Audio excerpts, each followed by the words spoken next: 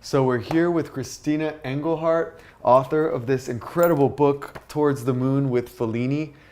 I love this book. I read it cover to cover. I could not stop detailing all about your adventures with Federico Fellini and your contact with transdimensional beings. Yes.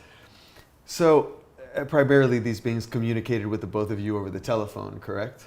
Yes, and I also believe they actually appeared in different formations. For example, when I would be sleeping, I could feel them in their presence in the room and I could not move. I was like almost catatonic and I could feel them touching me, but I couldn't open my eyes. It was like they rendered me. And a few times I felt, I don't want to say the word possessed, but they had some kind of control over me because that evening I had a friend staying and they said I was walking around the house and I was talking on the phone and I had not one bit of memory. And I almost doubted this person. He said, no, you talked about, and he said things that there was no other way unless I had done that. So there was a lot of that. They were physical, and then through the telephone, and then there were blobs of colored light. I would see almost like a vision. And then, of course, they'd get into my mind. And when I'd be in some kind of a sleep state, I would see them. And they were very, to me, they were scary looking because it was like nothing I've ever seen before.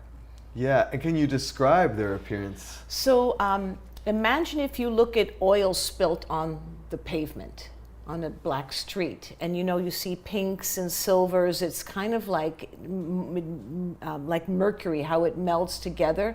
It's a shape-shifting sound. So when there were several of them looking down at me, and big eyes, and their faces were shape-shifting. Long faces towering over me, and they had no mouths, or I don't even think much of a nose, the eyes, but I could hear their thoughts. They communicated me with their thoughts, which was what I pretty much thought. Later on I found out about the gray beings, that they also had that. But I don't call these the gray beings, from what I've read up on that. Yeah, I mean, they seem, the reports that you describe in this sense sound a lot like the conventional reports of people who have been contacted and abducted by aliens before. Even this feeling of being loomed over, or the sensation of being loomed over. But what strikes me as fascinating about your story and completely unique from anything else that I've heard is that there was direct telephone contact really, really often, and it began with Federico Fellini first was receiving these messages from these voices, right? Yes. And then later on they became to dominate yours. So can you explain to us a little bit about how these beings started interacting and communicating first with Fellini, how the two of you came together, and then how the voices became just as big of a part in your life as well? Thank you. Well, first of all, we are talking about the early 80s, 82, 83, 84, in that time frame. So Federico's in Italy. He is having a moment in his theatrical directing, doing either commercials or just trying to find what is his next project going to be, because he had walked away from several and he thought, I'm going to do this, I'm going to do that. So he was in a lost stage creatively. And he remembered that he liked the books of Carlos Castaneda. And he was just talking to his writer, Tullio Pinelli. He says, I think I want to reach out to Carlos Castaneda, because in the past, Carlos had written to Federico. So he says, no, I think this is the time. I think that would make my next project. And that's, excuse me, that's when the voices started calling him. So he thought it was Don Juan. It was from that kind of, either it was with Carlos doing some kind of, trickster on him, or, he didn't know quite what it was. He for sure thought this was Carlos Castaneda. Of course, later on, we go on to find that the voices say, no, we're nothing to do with Carlos. We are a completely different entity. But most people in our little entourage, the only thing they could hold on was Carlos, because, wow, look, we want to do a film on Carlos, and all of a sudden these voices start calling. So it just was almost like a perfect synchronicity. When I was reading the book, I had the same idea. I was like, this has to be Castaneda and his people. It simply has to be, because the stories are just so remarkable and so bizarre. So Federico Fellini, he's making this film. He has this idea to make a film with Carlos Castaneda. Yes. These voices start calling him on the phone. Correct. And giving him directions of things Correct. to do. Correct. And one of the directions that these beings sort of lead him toward is his first encounter with you. Yes. And meeting you, correct? And how did that come to pass? So while all of this is going on with Federico in Italy, I'm still living in New York City, and I had a psychic, I call her my psychic mama. She would teach me astrology, and I taught her tarot. So, and I've known her since I was a teenager, and so she was reading for me for years. And this one day, she said, "That's it. Get out of New York. Leave. I don't want to see you." And it was basically, she kicked me out of her home, and I couldn't believe it. And she goes, "You have to go to LA. You have to be there on October 20th. You're going to hear from a famous Italian director. You're going to hear voices from outer space, and you're going to go live in Italy." And since this woman had never been wrong, okay, I gave up everything, loaded a car, and drove. And on October 20th, I sat by the phone. I didn't know what else to do. And this strange woman, who we were not friends, called me up and said, "You don't like me and I don't like you, but I have to go to a dinner with an Italian director." And then normally I would have said, "Oh, forget about it," because I didn't trust her. But when she said Italian director, I said, "Oh my, this is too perfect. Yes, I'll be there." Oh my God. And then then the car came later on the evening, and I get into a limousine, and there was Fellini's entourage, her, and myself sitting next to, "Hello, I'm Federico Fellini." And so we go have dinner. So the dinner's finishing. You know, I didn't really know. I mean, I had my own interpretations of what this meeting would be, but as the dinner finishes and Federico says, "Okay, we're going to drop you off," and then I think, "Oh, can I invite everyone to my apartment? I do a slideshow." So I project against the wall all these pictures of travels that I've done, and he thought, "Okay, let's do it." And lo and behold, I have pictures of Tulum, Chichen Itza, Uxmal. I don't know that he's going the following day.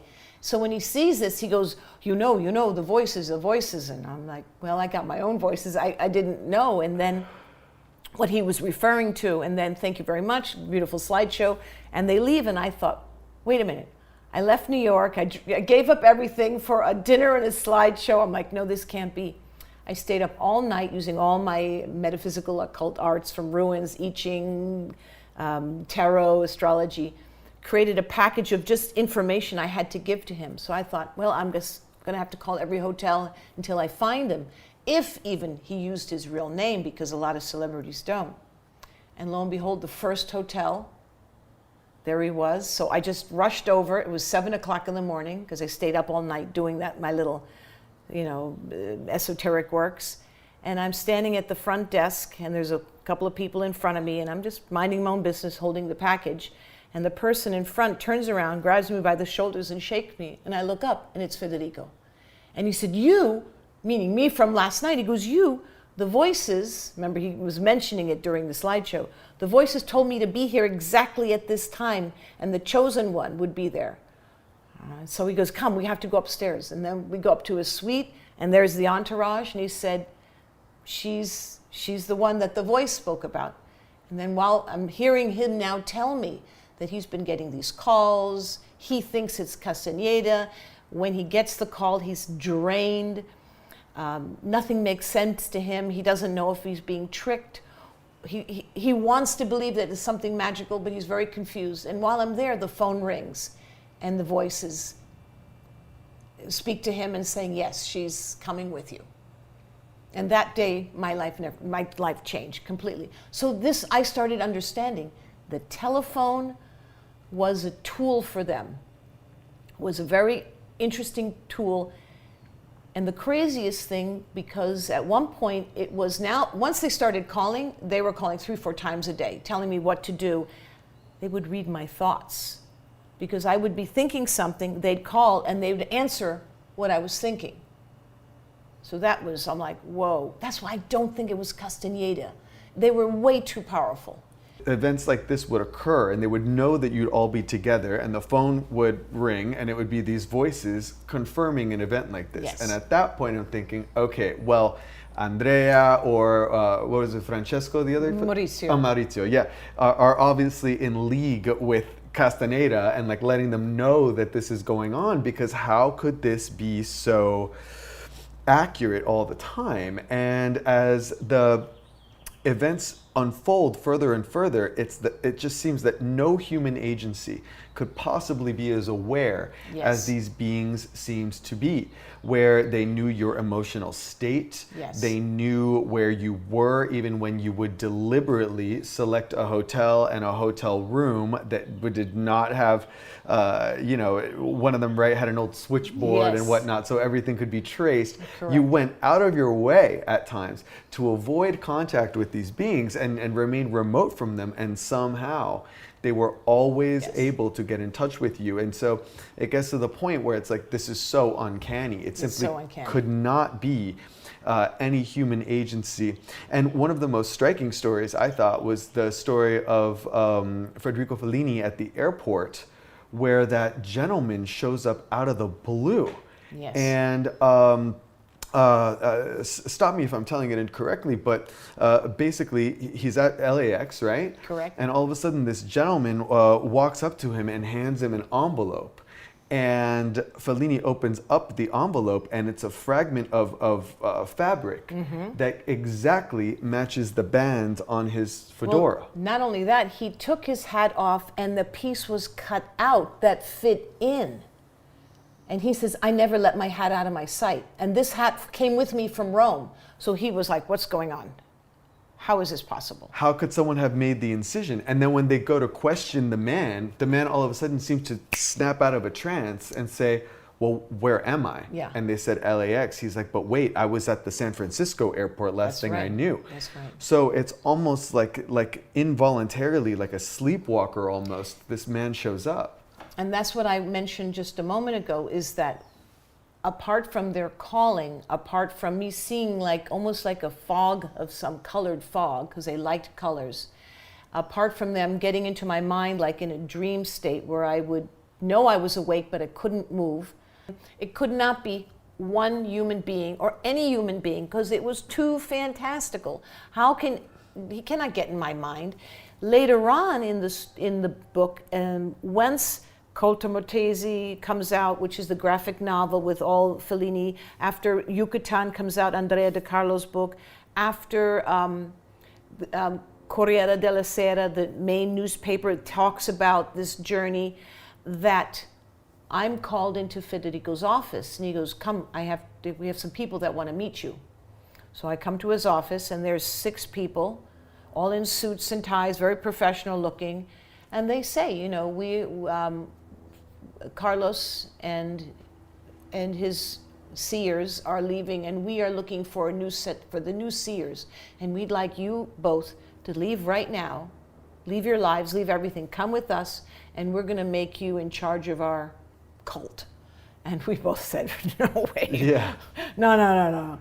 But then for 1 month, they followed me around. I thought they were going to kidnap me. Yeah, they stalked you. They stalked me. But Yeah. you see how they were using human things, hiding behind grocery counters. Right. There was nothing. Okay, There is no. so you saw their mortal limitations when they Yes. actually were coming for you. Yes. You saw how almost like silly their attempts were, Yeah. as opposed to these that were, ridiculously high tech, or well, interestingly low tech, because they seem to prefer analog material, Yes, right? yes. And they don't like to communicate through digital means of any way. Right. So for those who haven't read the book, can you explain a little bit about what the voices sounded like and what kind of messages they conveyed to you and Federico and the other members of your entourage who were Yes. all receiving calls?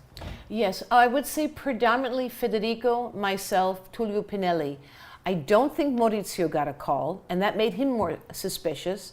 Andrea might have gotten one. Brink Stevens, the Violet, got one, but I was getting up to 3 to 5 calls a day. For some reason, they were really adamant because they knew I was a good influence on Federico.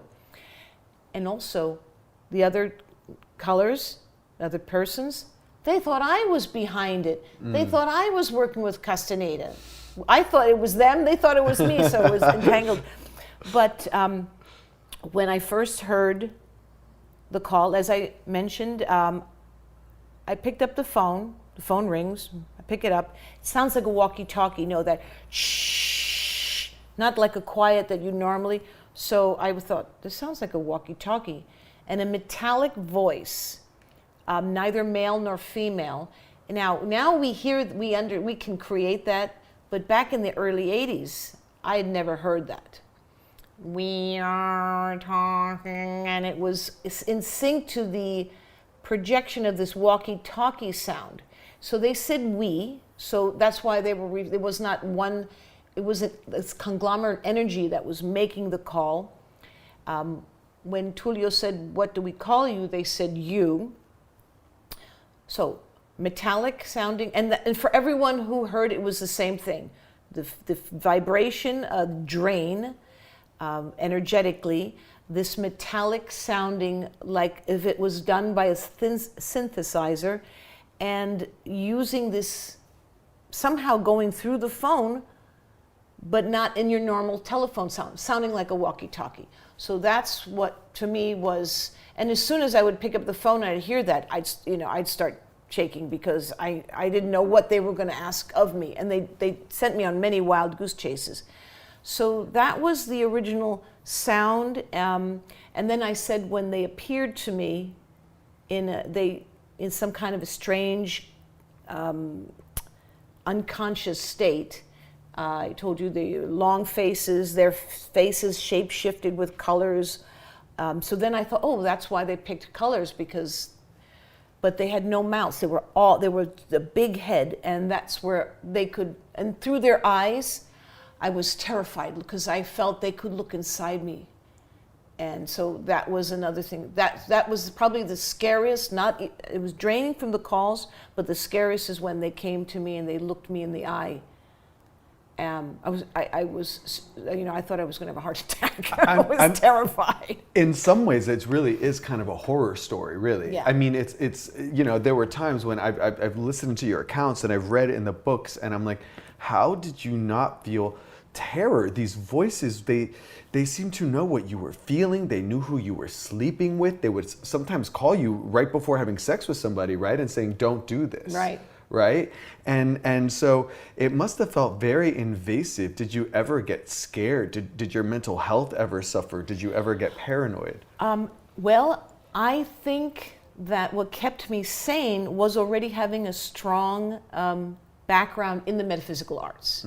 And that I knew so much about astrology, and I knew that my strong 5th house and the 6th house and the 8th house, that I knew that I could be a creative psychic healer. I said, okay, this is what I'm here on this earth for. I realized in that moment it wasn't about being an actress or a model or having these crazy, lifestyle affairs.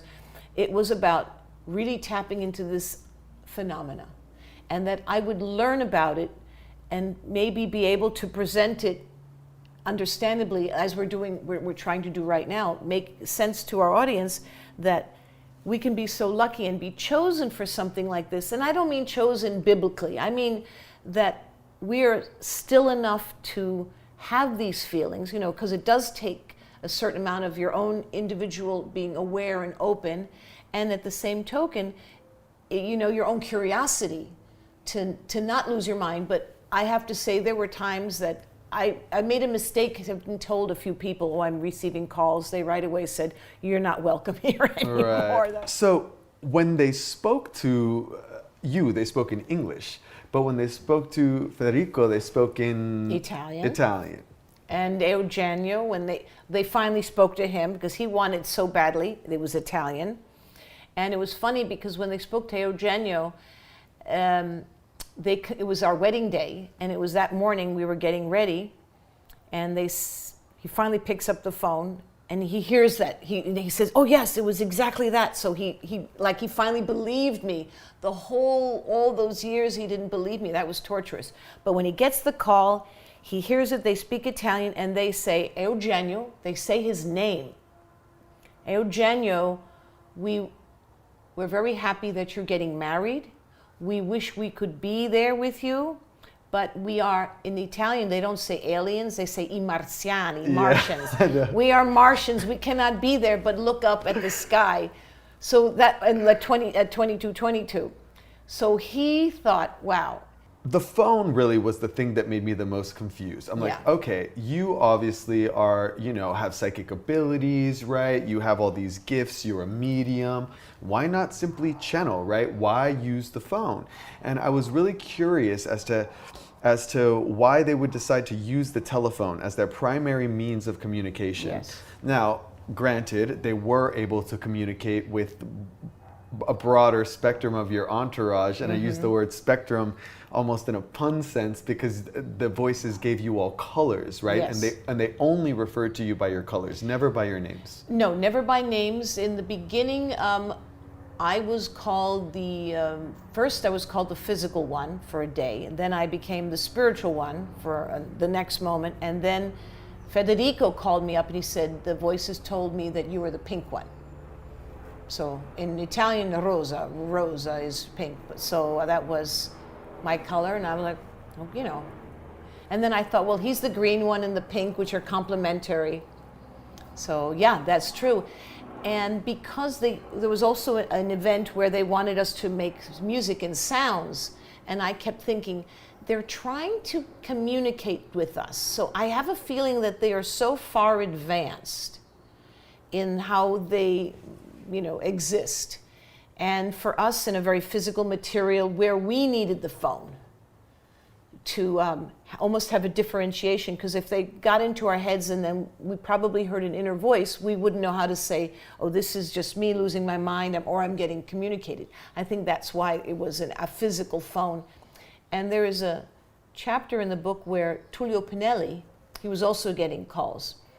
And I was so awestruck, I just listened to commands, but he said, how are you making these calls? Where are you calling from? And they said, we were never born. We're not dead, and we were never born. We're from an energy source, and to make this call, it takes enormous amount of energy from wherever they are, dimensional, to make the phone ring. So it's not a random thing. It's like exhausting for them. Just as me talking and listening, I felt shaking and as if I was breaking out in a hot sweat in that moment. You definitely felt the phone call. Yeah, and it was very strange. Fellini and other members of the entourage explained that too, that they'd Yeah. pick up the phone and unmistakably something supernatural, or at least highly emotional, was happening, Yes, where yes. the nervous system seemed to respond and get very Yes. tense and Yeah. sweaty and almost like nervous while it was happening, as though it was almost too much for the nervous system to sustain. And then what also fascinated me is that you were all given numbers. Federico was the green one, and you were the pink one, and then the other two gentlemen were the blue and the Blue, orange yes. one. And I thought, naturally, as an astrologer and as somebody who studies Kabbalah, I start using, my classical associations with colors and planets and things like that. Yes. And I think to myself, like, oh, sort of green and pink are both sort of associated with Venus in a way, according to certain vocabularies, mystical vocabularies. There's obviously corollary and different corollaries. Also heart chakra. Oh, for sure. Yeah. Yeah. And then, blue is, say, Jupiter, right? And orange is Mercury. And these people played these different roles because I believe the Jupiter role was sort of played by the benefactor, and the Mercury role was played more by the scribe, right? That's right, So everybody's kind of archetype was almost mirrored in the colors that Yes. they're given. However, the beings never used the colors either red or black for any of you. Correct. And this struck me as very interesting because in traditional Kabbalistic and Hermetic schemes, black is the color of Saturn and red is the color of Mars. That's and these right. are the malefic planets. That's right. This is true. So it's interesting to me, why do you think it was that they chose the rest of the color spectrum but eliminated both black and red from the scheme? All right. Now, this is actually very interesting that you pinpoint it, because if you said to me, Christina, what was their goal? What were they trying to accomplish? They wanted Federico to direct a movie, cinema, film. That's all the artistic worlds. They wanted music, they wanted lights, they wanted colors, which is all very creative. whereas versus Saturn and Mars are very much responsibility, doing action. But I think from where their dimension is, physical contact, touch, romance, sexuality, art, all the things that we put romance into is probably for them the strangest thing. Probably Mars and Saturn is very, very practical. And so the unpractical, the artistic realm is probably why they went to someone like me who was artistic, or Federico, or the scribe, the writer that Andrea was. And the reason they picked the benefic planets versus malefic is because they themselves wanted to live vicariously through the art and the romance through us. Which you've read, what did they call themselves? You. And I thought, how interesting. We say thank you, how are you? So the word you means other. Oh. And maybe that's how they interpreted you, as other. They're something other. I just got goosebumps actually, because I read this book about Tiepolo, the Italian painter Tiepolo. Mm-hmm. And it was a very esoteric book, and about all these esoteric things that are found in his paintings and stuff. And the author at one point refers to Moses and a scene from the Old Testament, and when God spoke to Moses in the Old Testament. And Moses says, who are you? And God responds with the word that's used often in Kabbalah, eheye. He responds with the word, I am that I am. And then Moses is like, well, why have you chosen me? And the voice says, I am that I am. Almost as though it's angry, like, don't you understand that I am and you are, there is no distinction, and that there is almost this like, in these dimensional spaces where we are dealing with deities, or we are dealing with angels or aliens, and what is the crossover between what we call angels and what we call aliens, and are they even one and the same? Yes. And they have this strange manner of non-differentiating pronouns between I and thou, and even in Sanskrit, in Vedic text, tatvam asi, like I am that and thou art that, are interchangeable words. So it's almost this spiritual idea of I am speaking to you, but you are also me. It's very interesting, very, very interesting. So here we are in the 80s, Federico, myself, having this encounter. And obviously I don't think they just randomly appeared. I think they were on this earth plane having, as you're saying, who knows, if they were never born and they never died, then they're timeless on some level. And therefore that could put them back in Moses' times or throughout the history of humanity, and probably watching over us, and probably thinking, maybe on their realm, something creative, an art piece, would suffice the human consciousness to understand there is something otherly. And I'll bring this up. Out of the many calls, finally they said, do you have any questions? And I thought, is there Jesus? Is there, and I said, is there reincarnation? And they said, yes, absolutely. We reincarnate many times. In fact, I have reincarnated from them. I'm one of them. So on some level of energy, when I was pure energy, before I was born, or there was that time before we're in our physical bodies, we are a spirit, I was apart from them, which now that makes me think, is this, again, is this angels? Where is this coming from? But that phone call that they said I was one of them, that made me take my life very, very interesting. I knew that, okay, this is not a random life. I have to be here to serve, to do something great, to do something artistic, to tell this story. I could not leave this planet without telling the story. That's why it took so long to write it, not because I didn't want to. I just thought, people think I'm crazy, So, but only when the consciousness of other people were starting to have their own spiritual revelations, I said, nope, it's time for mine. And but it was awe-shocking to think that before I incarnated, when I was spirit, I was connected to them.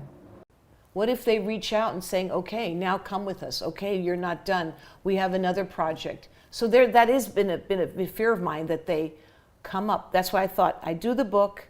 it actually brings all the colors back together, because we've all, one person's here, we're all spread out throughout the globe. But this book is actually, by mentioning their names, it's our way of bringing us back together. So I don't know if it'll stimulate something.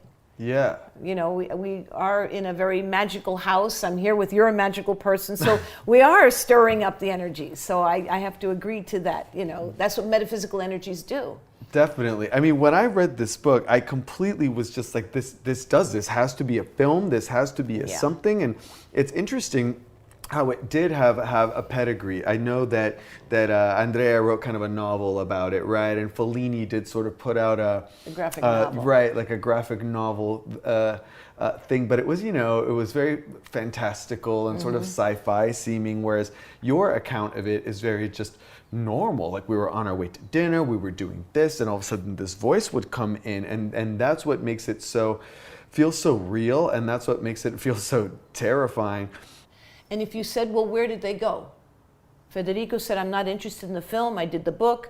I did towards his last film, The Voice of the Moon. You know, he did these random attempts. Andrea wrote a book, but he kind of went, I don't know where he went with it. That was sort of like cherry-picked. He cherry-picked, but there was, like, he didn't want to use any real reality to it. And then I thought, no, I'm going to say a book from the day this happened, that happened, almost like a memoir. Yes. Versus a story. Yes, and it's so well chronicled. It's just really, it sounds like I'm sitting here talking to you when I read the book. You know, you have a very fluid style, and it just really goes, so every event is so remarkable. And of course, you've lived such a colorful life, and, you know, society parties and celebrity And I'm all over HBO right now. Don't Google me. Yeah, no, I saw you actually on that. Yeah. Don't go there. Yeah, I saw you on that. But yeah, you've lived this colorful and amazing life. And yet, you know, you're able to write this book, and it's so well written and beautifully done. And, you know, I really applaud not only your skill in conveying the information, but also just your openness and courage to talk about stuff that is really scary. I mean, I would be scared. I really think I would. Yeah. If I was... Because it wasn't once or twice. It went on for years. For years. Yeah. I mean, years of people knowing, or not people, I mean, you know, but entities knowing, like, who you're sleeping with, what you're thinking, every little thing. I'd be like, well, whoa, I'm going to start to go crazy. I'm going to start to feel like, you know, I've got this constant surveillance. So your courage in conveying this, and, you know, how there's never any change in the way you describe it either. And it's so consistent, and you make the unbelievable believable with this book. Oh, well, like I said, even today I'm thinking that it's people like yourselves who have not just a curiosity, an education, a worldliness to the metaphysics, to your spirituality, that it's not an impossible idea. There's possibility in that realm. And that's what I would only hope for in an audience, that the audience today looks, you know, into what is the spiritual realm, how it does connect with us. And look, now we turn to CNN and the Pentagon, they're all talking about there is something out there. We are seeing, you know, unidentified flying objects, you know, from UFOs to UPAs, you know. This might become a normal thing to discuss in the future, and the old antiquated things will start falling aside. You know, we'll start realizing the dimensionality of our own existence. Yeah. And a book like this will be looked back on like, oh, it was all there. I mean, this is the matter from which we, you know, are able to understand these phenomena and understand beings like this. You know, I mean, this has to be made into a film. I know that you're still carrying on the process, right, of trying to get this produced. Eugenio has gotten very involved. He wants to do it. Then there's another director who sat down with me, interviewed me, and then I found out he took my interview, was trying to make a film. All right, you know, everyone's trying, but, you know, it's going to happen in its own right. There'll one day be a very big director who is, you know, a David Lynch or a Tim Burton or someone who's just got that mind to go into it and cherry pick the idea and tell a story. And there's also there's constantly little documentaries coming out where they're trying to talk about Fellini's moment of this, spiritual clarity or esoteric clarity. And we'll see, but everyone's going around this. But if they want the source, the manuscript of the day-to-day, this is the best that I could do. That's why I had to do it. You did a spectacular job. Towards the Moon with Fellini by Christina Engelhardt. Definitely get yourself a copy. It's not only is it awesome and fascinating, it's super well written and funny and cool. So this is one of my favorite recent reads, and thank you so much for writing such a beautiful book, and thanks so much for being here and sharing with us about it. Thank you. Thank you, everyone. And look beyond the stars. We are mysteries among mysteries. And we will see you next time on Time Lord TV. Thank you.